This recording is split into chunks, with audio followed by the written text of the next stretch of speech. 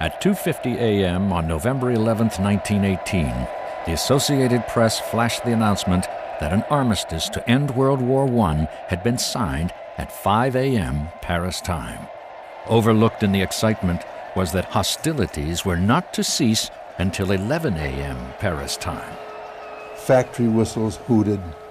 People began pouring into the streets, banging pots and pans. The celebration was premature. War still had 6 hours to run. Even though it was certain that it would end at 11 o'clock, men were being sent to fight and to die in those final hours.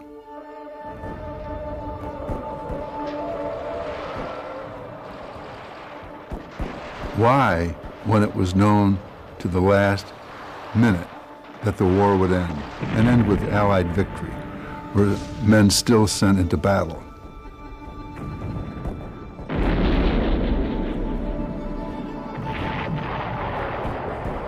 Edwin James, correspondent of the New York Times covering the 26th Yankee Division, was stunned by the scene. He wrote, "Reaching the front this morning, expecting to find quiet reigning, in view of the imminence of the cessation of hostilities, I found the attack in full swing.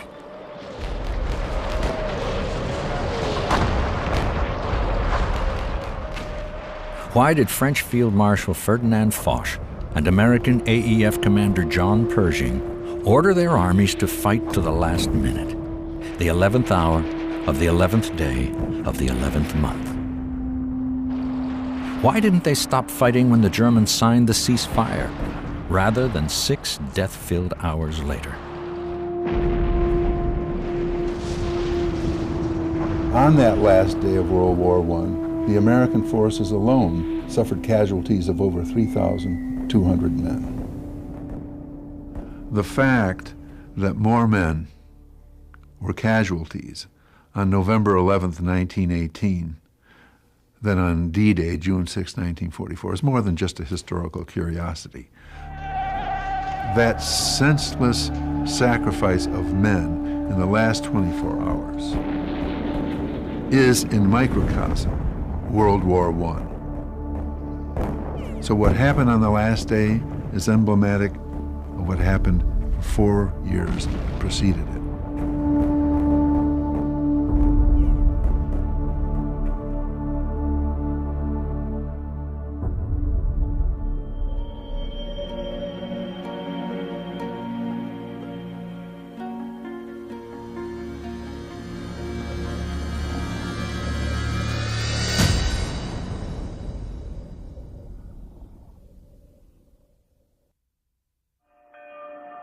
It was a war with a senseless beginning.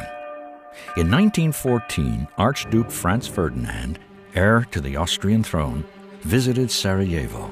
Young Bosnian Serb nationalists, including a 19-year-old named Gavrilo Princip, plotted his assassination.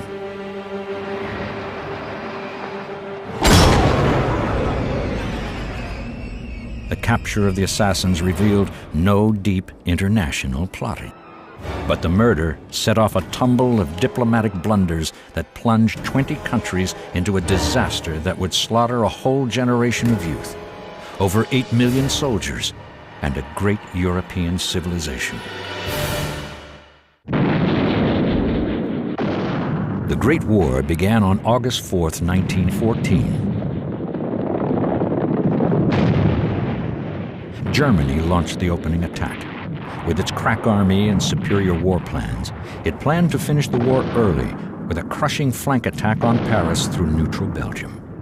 But a brave French counterattack on the River Marne caused their plan to founder.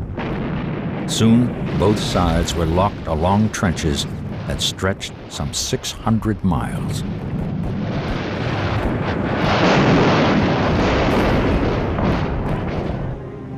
The soldiers of previous European wars had mostly fought in short, vicious battles of maneuver, where mobility and strategy were quickly decisive.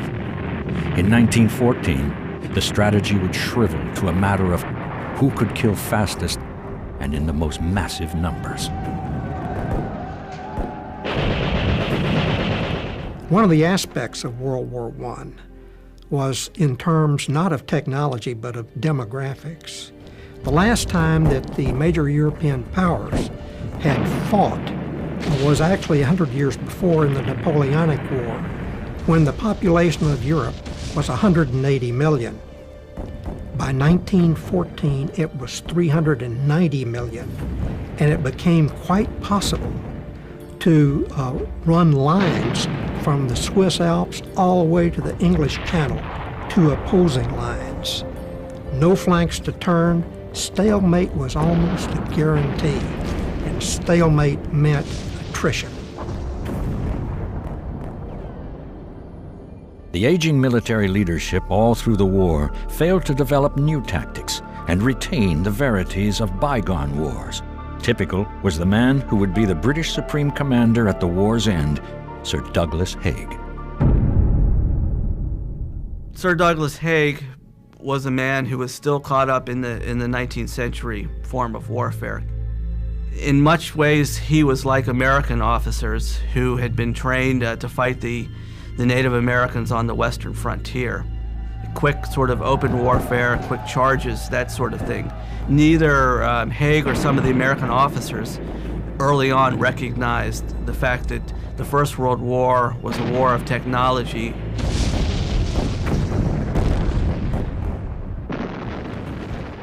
World War I was of particular horror.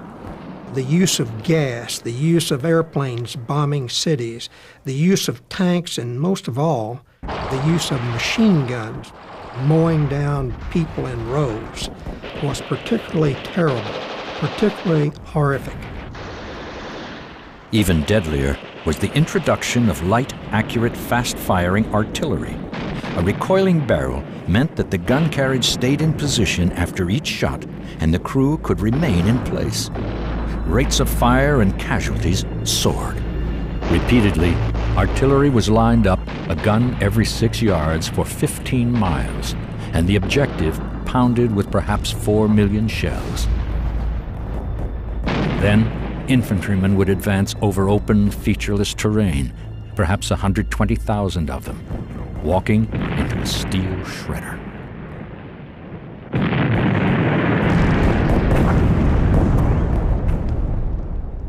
French casualties in the first 2 months of the war, dead, wounded, prisoners, and missing, came to 360,000.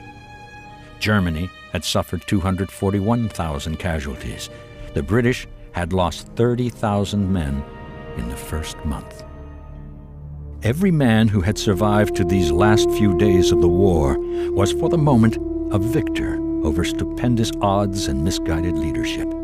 No amount of futile deaths in huge offensives that went nowhere had ever dented the assumption of the opposing general staffs that only a few 100,000 more guns and men would produce a breakthrough and victory. A junior officer wrote nervously, they decided that all they needed was another and more copious supply of men and a larger quantity of ammunition. And he feared that the generals would want just one more try at literally the 11th hour of the last day. Since the war on the Western Front was a war of attrition, the generals had to harden themselves to the losses of these troops, and apparently they did so rather well because they kept pouring these young men into untenuous situations.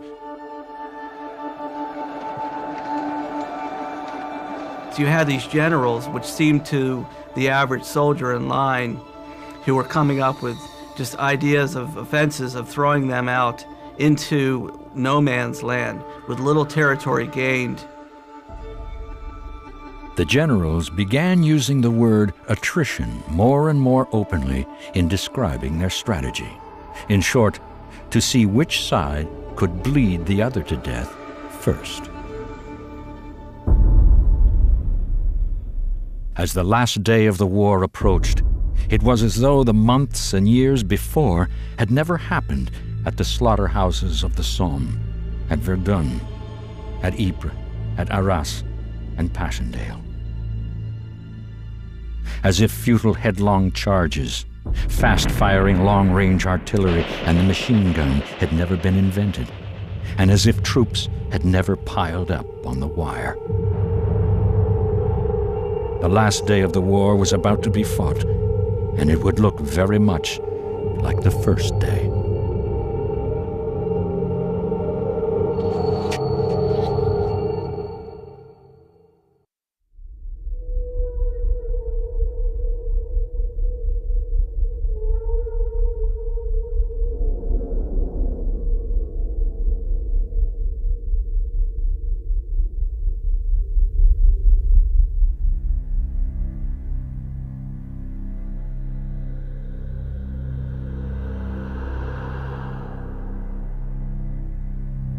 By 1918, Britain, France, and Germany were all bled white by 4 years of stupefying battles of attrition. Russia had quit the war, freeing German armies for the Western Front. But America was about to enter the fight on the Allied side. The German general Erich Ludendorff launched an all-out last-ditch offensive to end the war before the fresh, aggressive American troops could arrive in overwhelming force. One of the reasons that Germany sought an armistice was the failure of the Ludendorff offensive that began in March of 1918. Ludendorff and German general staff had put a tremendous amount of changes in effect in the German army, using small 10 to 11 man organizations with portable weapons like flamethrowers and light machine guns, using infiltration tactics to break into the rear of the Allied forces and continue an offensive. Ludendorff's tactics were initially a stunning success, pushing the Allies steadily backwards for many miles with heavy losses. But the Allies soon developed a counter-strategy: to give ground, to bend backwards until the German offensive had overstretched and outrun its supply lines. Only when the exhausted attackers slowed and halted did the Allies re-engage them frontally and drive their thrust back with uncountable casualties. And quickly, the Germans saw that they had used their last strength to repeat the last 4 futile years. With this final draining exercise, Germany came to the decision to seek an armistice. Germany was collapsing beyond its battlefields. At home, the starving people were rioting in the streets. The German Navy was in rebellion. With the realization that Imperial Germany was disappearing, the military leadership had to stop fighting as soon as possible in order to get reliable troops back home to restore order. Their motivation for an armistice was nothing less than the salvation of Germany as a nation. The armistice, November 11, 1918, actually stemmed from an event that happened in January of 1918, and that's when President Woodrow Wilson offered his 14 points to conclude the war. Among those were that Germany had to give back all of the ground that she had gained during World War I, as well as Alsace-Lorraine, a piece of French territory that had been taken by the Germans in the Franco-Prussian War of 1870. When Germany was running out of steam in the fall of 1918, they quickly grasped for Wilson's 14 points, and it was on that document that they made their appeal for peace, because it was the best deal they could get.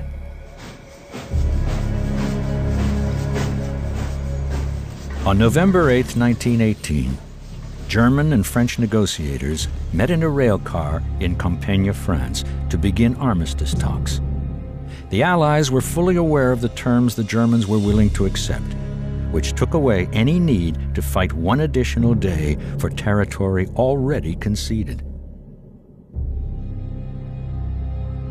But immediately, negotiations took a grim turn.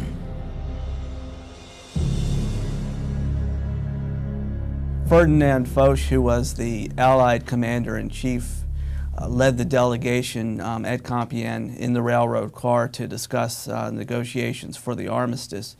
And by this time, Foch was an angry man. I think that best describes him. He was willing to take little concessions from the Germans. And so therefore, to be able to sit down with the German army that had caused such devastation, caused such financial loss, and to have a peaceful negotiation with them was something beyond him. "Ask these gentlemen what they want," was his shockingly dismissive opening statement. When the Germans stammered that they expected to discuss armistice terms, Foch stonewalled them again with, "Tell these gentlemen I have no proposals to make." What Foch wanted was Germany's admission that she alone had sought armistice. Obtaining that, he then hammered her delegates with a humiliating and merciless list of 34 demands for territory and reparations. Unable to forge a ceasefire on the spot, the Germans had to make time-consuming communications with Berlin to present the harsh terms to their homeland leadership. Foch gave the Germans 72 hours in which to agree to the armistice. And during this time, brave men were dying, and when it was quite obvious that the Germans were going to sign up for an armistice, and there was no need for any more dying. So here's a 72-hour period of time when people on both sides were sacrificing their life for no good reason. The German chief Erzberger pleaded, "For God's sakes, Marshal, let us stop the fighting during those 72 hours. Let's not have senseless killing while we talk." But Foch was adamant. He had lost a son in this war. He had lost a son-in-law on the same day. He had seen his country devastated. And as he put it to his staff, "We are going to hold the swords to the back of the Hun to the very last minute."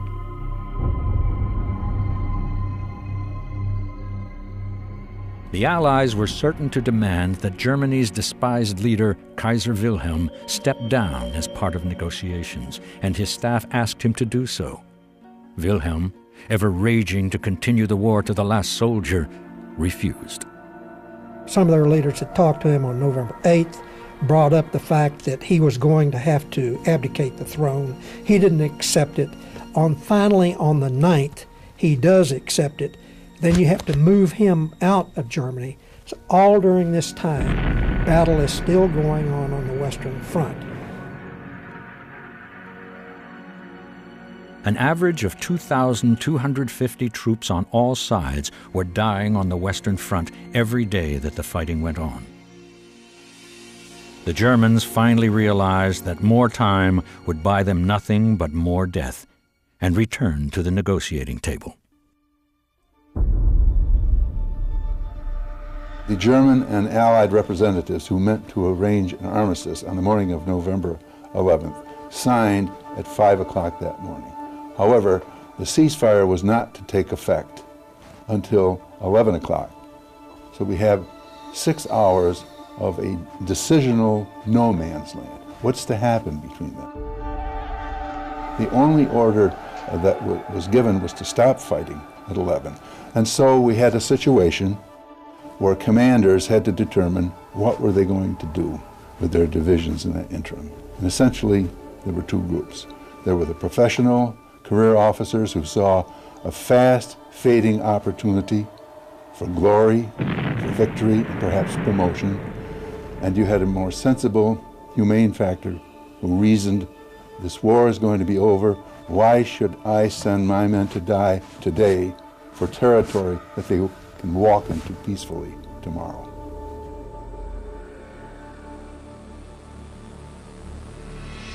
At 5 a.m. Paris time, on November 11th, on paper, the war was over.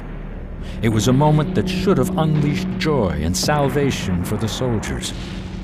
But on the last day of World War I, many officers would decide to keep fighting to the last awful second.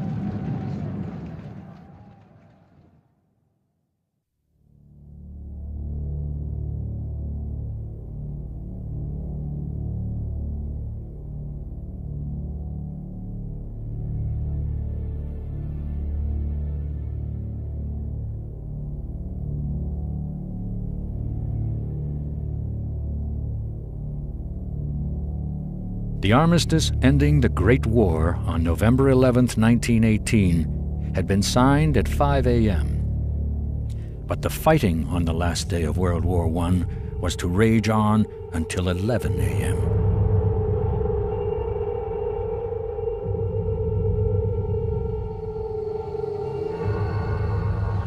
On the German side, a young veteran, Herbert Sulzbach, had been pondering his personal good fortune in these closing minutes. I do not believe, he confided to his diary, that there are many soldiers who were stationed at the front for 50 months and are coming home as I am now, unwounded. But suddenly, he was looking at a menacing advance of enemy troops. A brown mass was emerging from the American line, as if the ground itself were moving. What lunacy was this? The war was over and lost. The German officers had read them the ceasefire order earlier that morning. They had no desire to kill more, yet they still had a mission. Here was an army that had a very definite mission, and that is to cover the withdrawal of their forces so that organized units could go back into Germany and create stability and to eliminate rioting in the streets and to save the German government. And these soldiers were completely baffled by American organizations that were attacking at the last minute. The advancing Americans were soldiers of the 26th Infantry Division.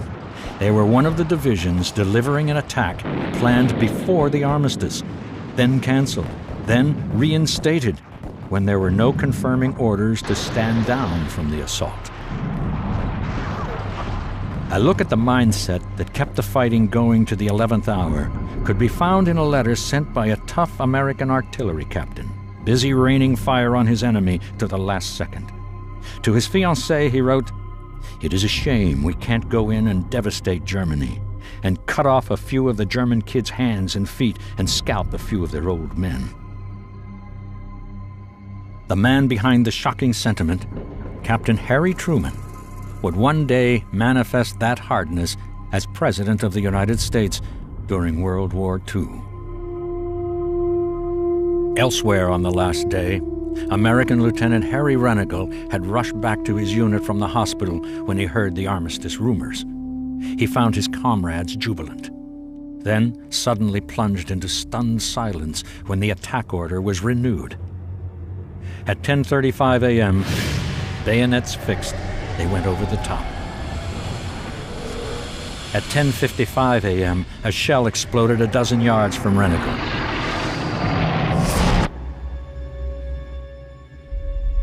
I hurried over, and there lay 5 of my best men, one fatally injured with a hole near his heart.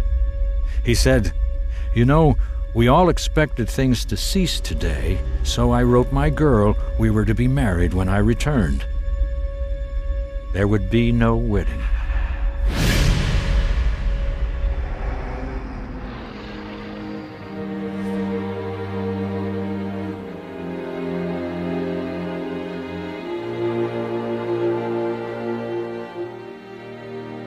Near the center of the American front, Marine Elton Mackin had survived 156 days at the front. Whether he would survive the last day depended heavily on the actions of his commander, General Charles P. Summerall. Summerall was a tough officer. On the eve of the armistice, he calls his subordinate commanders together and said, "I want you to cross the Meuse River during the night." And then he adds, rather cryptically, "I don't expect to see any of you again." The orders passed down from Summerall announced the astonishing goal of their final attack of the war.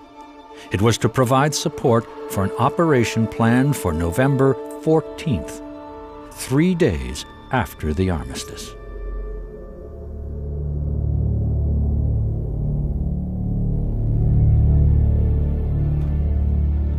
Elton Mackin, tagged 3 times for medical evacuation, had torn up his ticket to remain with his fellow Marines as they went forward.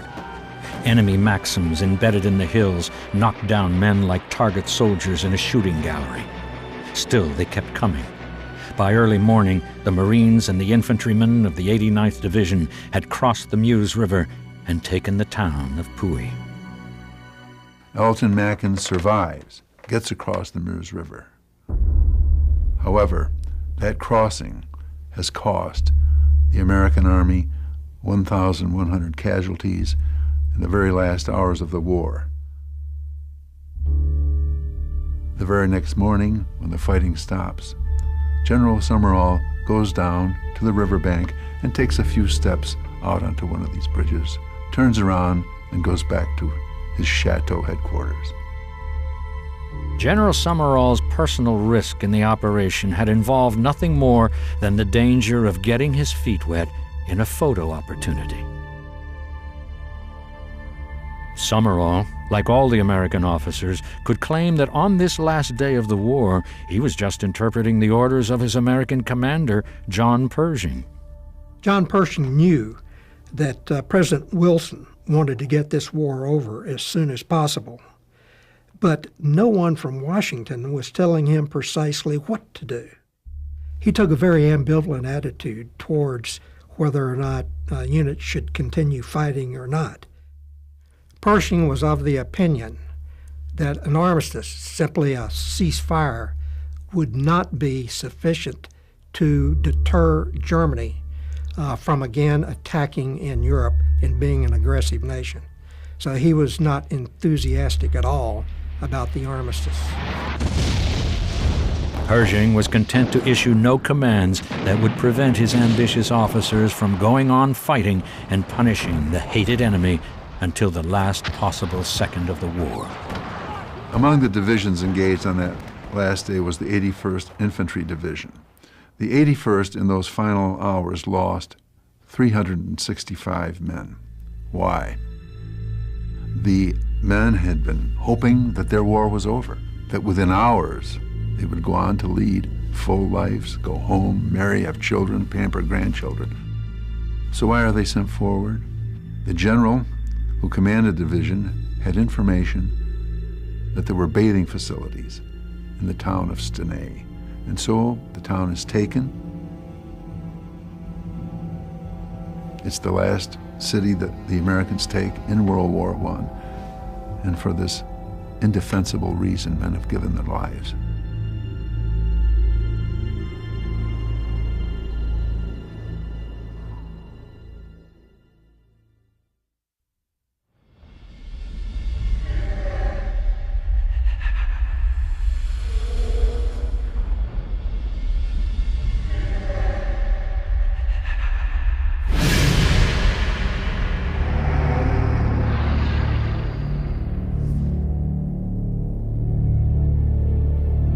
By November 11th, 1918, the war on the Western Front had dragged on over 4 horrible years. But even as word finally reached the front that an armistice was coming in a few hours, soldiers continued to die. The New Englanders of the 26th Yankee Division were taking casualties from German Maxim machine guns at the very moment their neighbors, back in Boston, Providence, and New Haven, began spilling into the streets to celebrate the end of fighting. A tragic 192 of these men, whose return was already being cheered, were doomed to fall in these last senseless hours.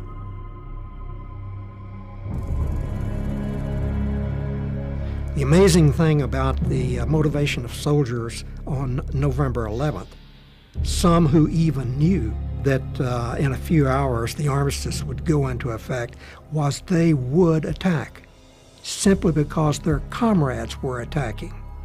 And so they went with them.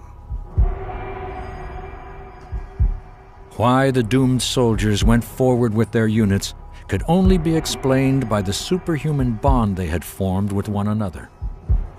A soldier wrote in his war log, "We give away anything we have if we think the other fellow needs it more than we do." I like the unselfish attitude up here so much that in many ways I wish I could live on the front forever.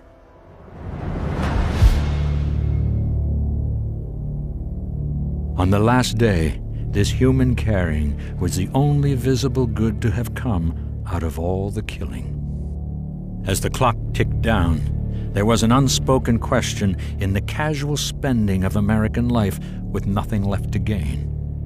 Why were African American soldiers, almost unused by Pershing through so much of the war, committed to a frontal assault in the last hours? Were some lives worth less than others? At the front on the last day of the war is the 92nd Division. This is an all-black division run by white officers. They rallied around the flag in the hope that what they could not earn in a cotton patch or in a cornfield, they could earn on the battlefield. That is full American citizenship. Still in this war, they received second-class treatment, second-class training, second-class equipment, and second-class duties. These troops had excelled in battle when assigned to French units, but under poor American leadership, a few had faltered in battle and were stigmatized. Lieutenant General Robert Lee Bullard wrote of them, "Our government seemed to expect the same of them as of white men. Poor Negroes. They are hopelessly inferior." The 92nd assumes on the eve of the armistice that their war is over. They're going to survive, they're going to go back home. However, the next morning, there remains in force an operational plan involving the blacks in the 92nd. John Sherburne, a general, questions Corps commander, the Army commander, are we really sending the men into battle at this late hour? He's informed yes, and he describes his reaction as one of absolute horror.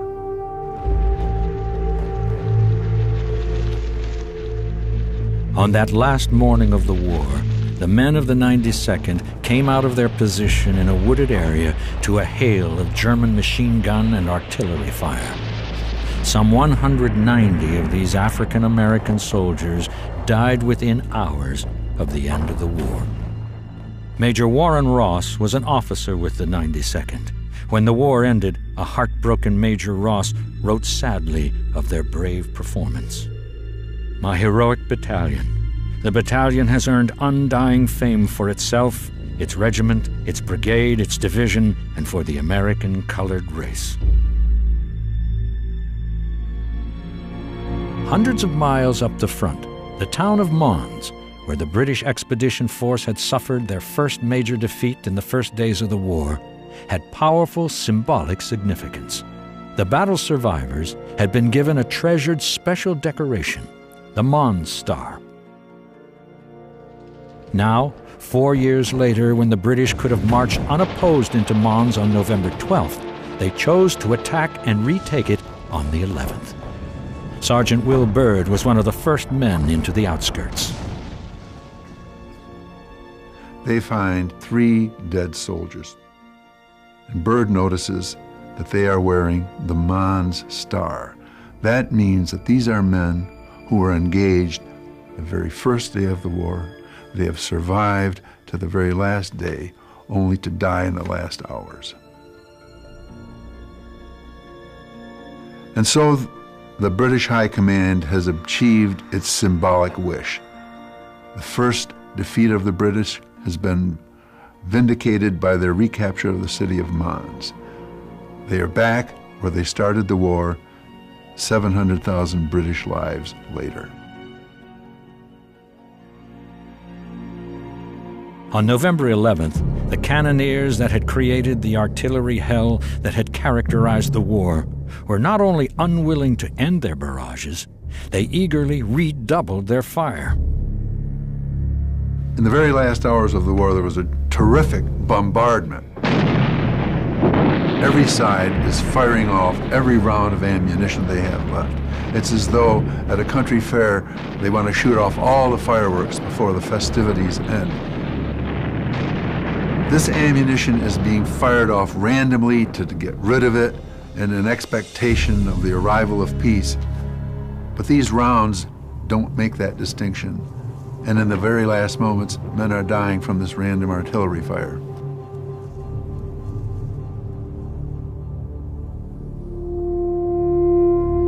Death stayed to the very last moment of the war and was about to provide Private Henry Gunther of the American 313th a tragic place in American history.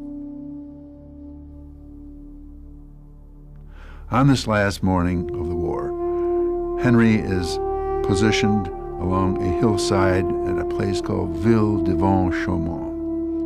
Just hours left in the war, but the 313th doesn't know it. No word has yet reached this regiment. With 16 minutes left in the war, a runner catches up to the 313th and says, "Cease fire at 11. Nothing is said about what is to happen in these last 16 minutes. Up ahead are German machine gun emplacements. Henry Gunther starts approaching these machine guns. His men alongside him, his comrades, urge him to stay back. The Germans are appalled by this. They're waving him back. He moves on. He's shot through the head. Henry Gunther dies at 10:59 that morning with a minute left in the war and becomes officially the last American casualty of World War I.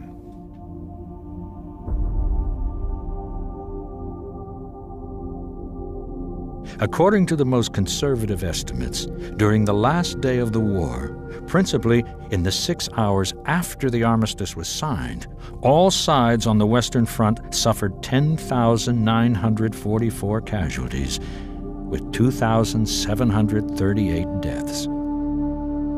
Eventually, people were going to ask why.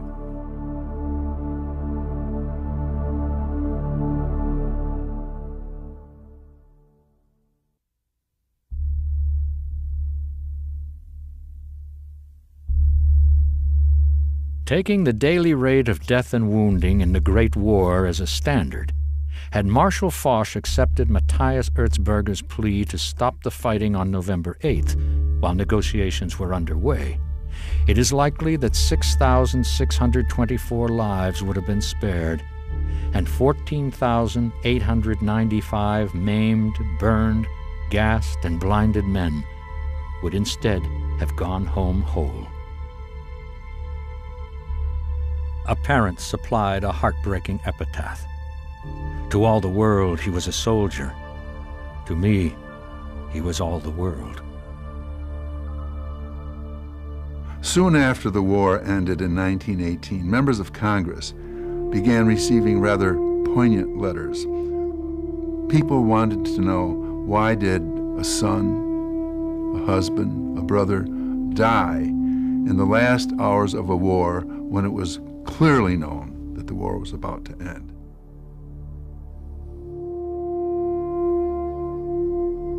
On that last day of World War I, the American forces alone suffered casualties of over 3,200 men. Subsequently, when these letters became numerous enough, Congress created a subcommittee to investigate this matter. On November 5, 1919, almost a year after Armistice Day, General Pershing was called to testify before the House of Representatives Committee on Military Affairs. He was questioned by Congressman Alvin Fuller. Fuller probed directly at why American troops were ordered over the top on the morning of the last day. Under the terms of the armistice, these same troops could have marched peacefully into Germany at 11 o'clock. Pershing cited that the leader of the Allied armies, Ferdinand Foch, had not commanded a cessation of hostilities, and that he, Pershing, as the American commander, had properly informed his subordinate officers of the fact of the armistice. But he had said nothing about what they should do until 11 a.m. His order thus created a limbo in which these commanders were free to decide whether to keep sending men into the meat grinder or to cease fighting at once. Different decisions ended lives or preserved them. Subcommittee member Oscar Brand stepped in and knifed to the heart of the matter as he questioned the reluctant key witness, General Fox Connor, Pershing's chief of operations. Bland demanded, Would it have been best under the circumstances to have included in that order that hostilities should cease as soon as practicable before 11 o'clock? Connor stonewalled, "No, sir, I do not." Bland pursued with icy determination, "How many generals did you lose that day?" "None," said Connor. "How many colonels did you lose that day?" "I do not know how many were lost," replied Connor. Bland said coldly, "I am convinced that on November 11th, there was not any officer of very high rank taking any chance of losing his own life." He then spoke for all the unnecessarily bereaved families. "I resent that these lives were lost, and the American people resent the fact that these lives were lost."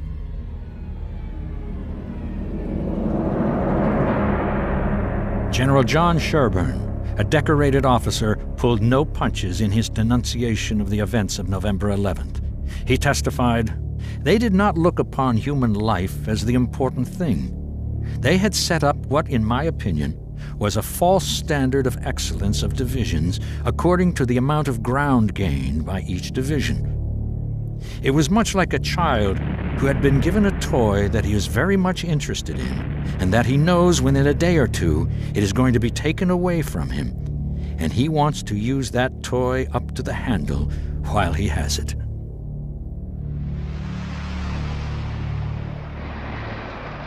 By the end of January, the hearing concluded. The committee arrived at the verdict that needless slaughter had occurred on the last day of World War I. The full Select Committee on Expenditures in the War adopted the report.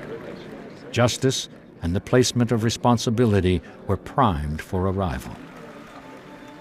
But then the politicians stepped in, wrapping themselves alternately in the flag and raw partisan maneuvering. The report was preparing to defame America's victorious leadership in a war that had brought the nation onto the world stage. The names of the generals, Liggett, Pershing, and Bullard, were going on monuments. Some in Congress saw a Republican plot to criticize the Army and the conduct of the war by a Democrat president. The report was recalled. The recall set off 3 hours of acrimonious debate that changed nothing. On March 3rd, any imputation that American lives had been needlessly sacrificed on the last day of World War I had been struck away. Nothing remained of the tragedy except thousands of broken hearts.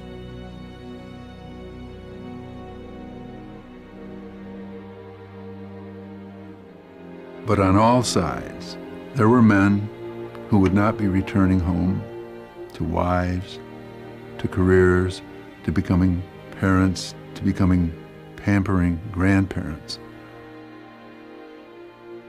They would not be returning home because of the decisions made out of vainglory and pride by other men whose lives were not risked that last morning. The madness of fighting to the last moment of the 11th month, 11th day, 11th hour soon would be forgotten in the long euphoria of armistice celebrations and victory parades.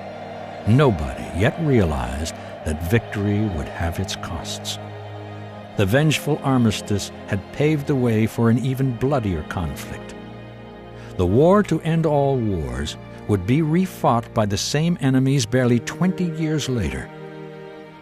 It turned out that the dying from the first day onward had been as senseless as it had been on the last.